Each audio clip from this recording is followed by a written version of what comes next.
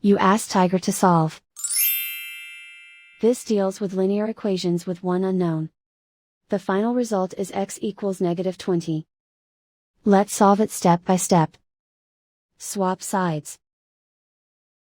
Isolate the x.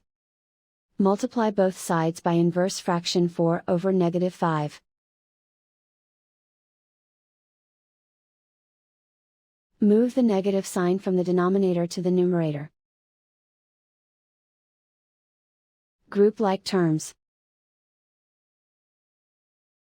Multiply the coefficients. Simplify the arithmetic.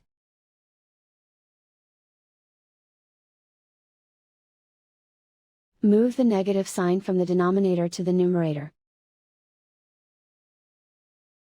Multiply the fractions. Simplify the arithmetic. And so the final result is x equals -20.